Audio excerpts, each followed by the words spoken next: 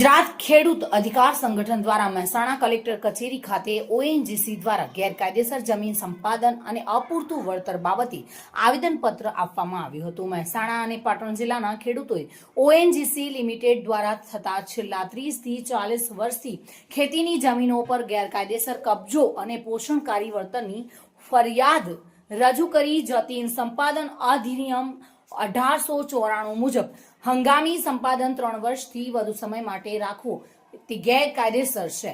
ONGC હજારો acre જમીનો હંગામી ધોરણે ગેરકાયદેસર રીતે રાખી છે અને જેનું જમીન સંપાદન અધિનિયમનું સ્પષ્ટ ઉલ્લંઘન છે। મહેસાણા અને પાટણ જિલ્લાના ખેડૂતો દ્વારા મહેસાણા કલેક્ટર કચેરી ખાતે કલેક્ટરના માધ્યમથી 34 અલગ અલગ જગ્યાઓ પર દિલ્હી સુધી લેખિત રજૂઆત કરીને આજે આવેદનપત્ર આપ્યું હતું।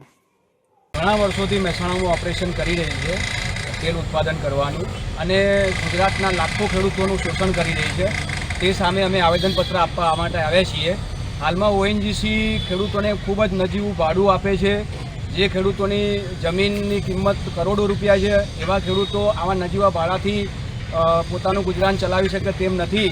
માટે અમારી આજના જે આવેદન આપવાની જે માટે ખેડૂતો ભેગા થયા છે તો એમાં અમારી માગણીઓ છે કે અમને ઓએનજીસી ટેલિકોમ કંપનીઓ જે ભાડું આપે છે એના સમકક્ષ ભાડું આપે અને જે ખેડૂતોની જમીન જે ખેડૂતો સહમત હોય એવી જમીનો ઓએનજીસી કાયમી કરે અને અન્ય પ્રાઇવેટ જે કોન્ટ્રાક્ટો ચાલે છે એમાં જરૂરિયાત ખેડૂતોને રોજગારી આપે। અમારી આ માગણીઓ છે એ માટે અમે આવેદન માટે આપવા આવ્યા છીએ।